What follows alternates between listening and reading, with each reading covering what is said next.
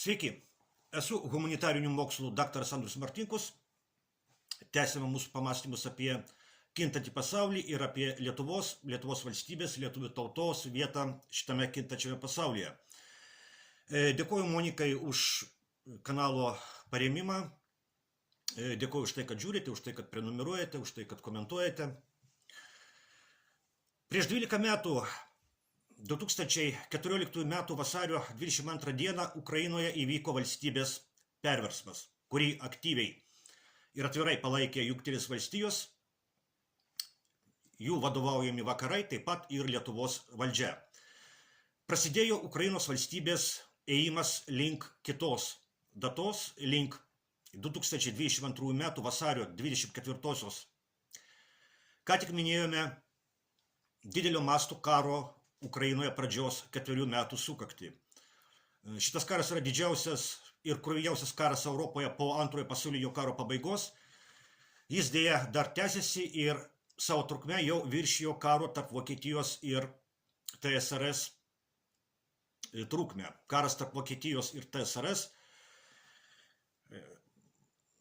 antrojo pasaulinio karo metu. Šitas karas truko 3 metus ir 11 mėnesių. Dabar vykstantis karas Ukrainoje vyksta jau daugiau kaip 4 metai. Prieš 4 metus mažai kas tikėjo, kad šitas karas užtruks tiek ilgai. Ir šiandien jau mažai kas drįsta tiksliai prognozuoti, kada šitas karas pasibaigs. Yra optimistinis ir pesimistinis netolimos ateities scenarius. Pagal optimistinį scenarijų karas turi baigtis šiais metais, iki kongreso rinkimų Jungtinėse valstijose, iki lapkričio mėnesio. Pagal pesimistinį scenarijų, jeigu šio karo nepavyks užbaigti šiemet, šitas karas gali tapti daug žiauresnis. Rusija gali pradėti naudoti ginklus, kuriuos iki šiol vengia naudoti. Kaip sakoma, kas gali paneigti galimybę, kad būtent to ir siekia tie, kurie nenori, kad karas pasibaigtų.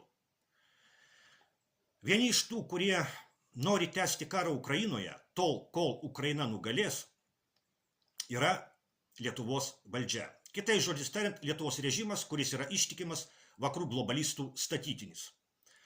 O karas Ukrainoje vyksta būtent tarp vakarų globalistų ir Rusijos. Ukrainoje vakarų globalistai savo pinigais ir ginklais, bet kol kas Ukrainos rankomis ir krauju kariauja su Rusija.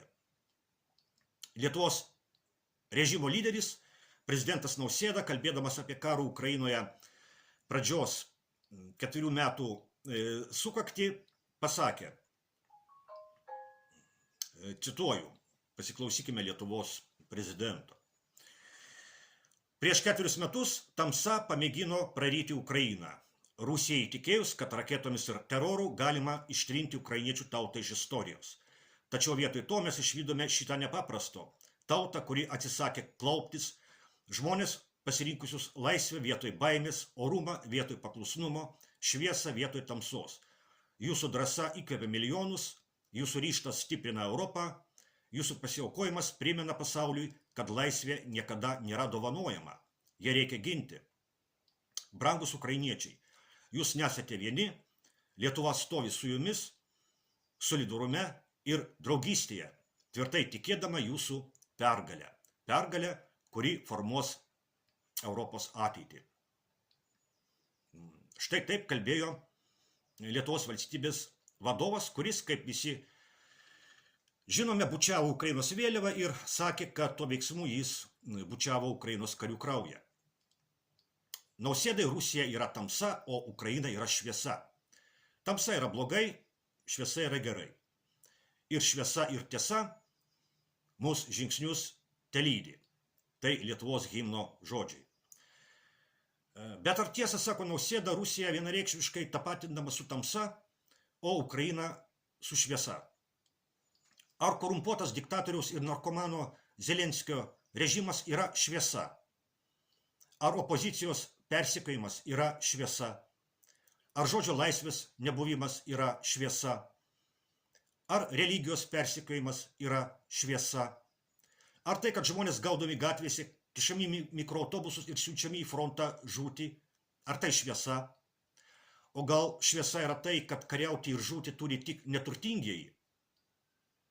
Gal šviesa yra tai, kad ne vieno iš Ukrainos režimo vadų artimieji nekariauja ir nežuva? O gal iš tikrųjų Nausėdai ir kitiems Lietuvos režimo valdžiažmogiams visa tai yra šviesa? Ir tokią šviesią ateitį jie yra numatę ir Lietuvai. Juk ne šiaip sau Lietuvoje šalia Lietuvos vėliavų kabo Ukrainos vėliavos. Ir Ukrainos šviesa mus žingsnius telydi.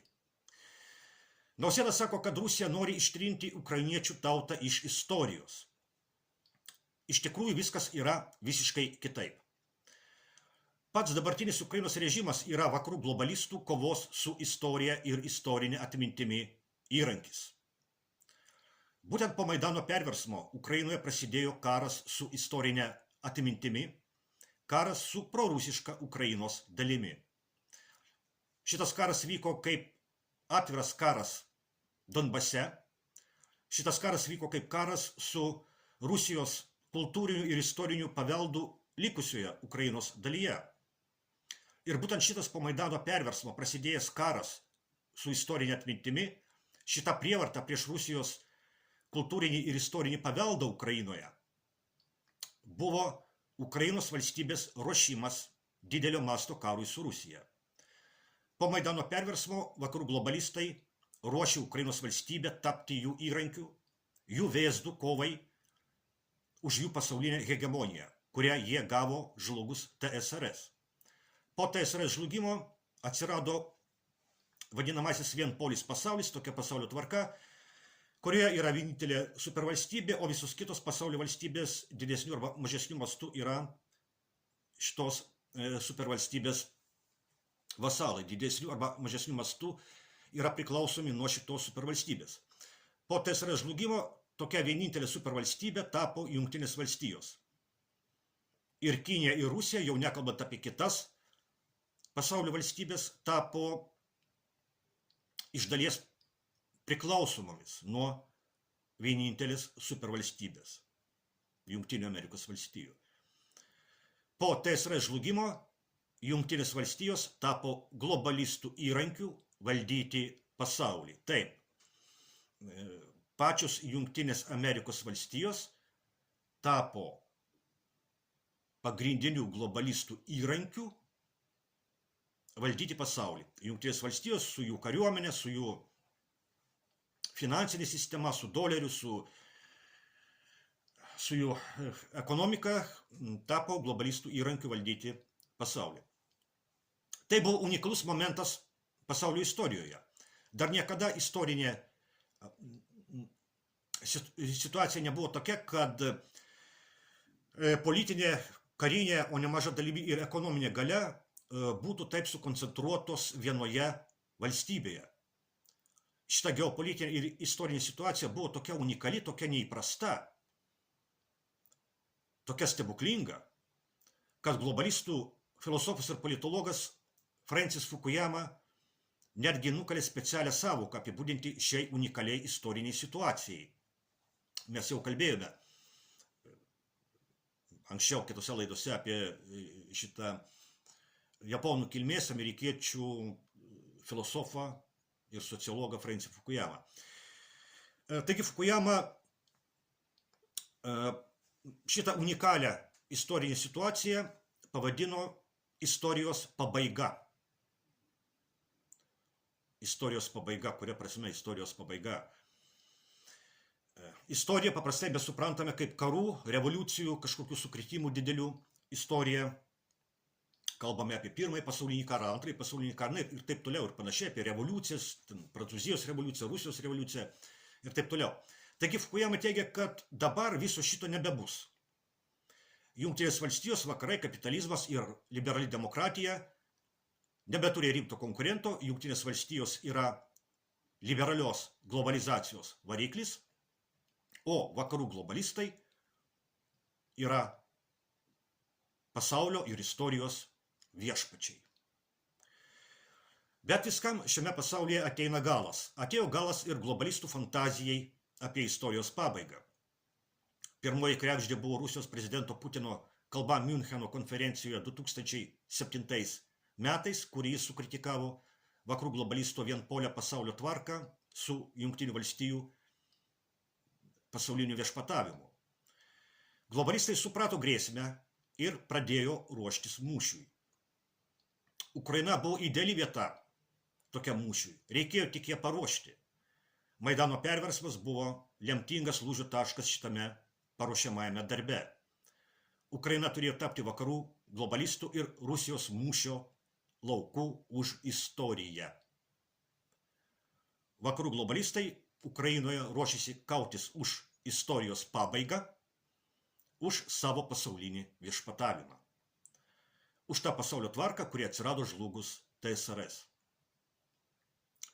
Ukrainos žmonių ir Ukrainos valstybės nelaimiai, Ukrainos režimas parsidavė vakarų globalistams ir sutiko patenkinti jų gašlų norą. Buvęs komunistas Nausėda meluoja sakydamas, kad Rusija nori ištrinti ukrainiečių tautą iš istorijos. Kaip tik atvirkščiai. Rusija nori sugrąžinti istoriją į Ukrainą. Nes Ukrainos režimas ir jo šeimininkai globalistai paskelbė karą istorijai. Buvęs komunistas Nausėda turi žinoti, kaip atsirado 1991 metų Ukrainos valstybės sienos, kas nubraižė tas sienas. Buvęs komunistas Nausėda turi žinoti, kad Ukrainos valstybės sienas nubraižė komunistai. Tai turi žinoti ir buvusi komunistė Grybauskaitė. Tai turi žinoti buvęs komunistas ir aršus sovietinis propagandistas Valatka. Ir kiti jos panašus persivertėliai ir dekomunizacijos entuziastai. Jeigu Ukrainą reikia dekomunizuoti, nuosekliai mąstant, reikia dekomunizuoti ne tik jos pramonę ir energetiką, bet ir jos valstybinės sienas. Vakarų globalistai ir jų statytinis Ukrainos režimas išprovokavo Rusiją priminti, kur yra istorinis Ukrainos sienos. Ukraina galėjo turėti ir Krymą, ir Donbasą, ir dar daug ką turėjo ir ko niekada nebeturės. O reikėjo tik gerbti istoriją. Ukrainos vadovai po Maidano perversmo pasižymėjo daug kuo. Dabartinis net moka groti fortepijonų vietoje rankų naudodamas lytinį organą. Deja, pagarba istorijai Ukrainos režimas po Maidano perversmo nepasižymėjo. Ne, geriau ten nelydi mūsų žingsnių Ukrainos šviesa.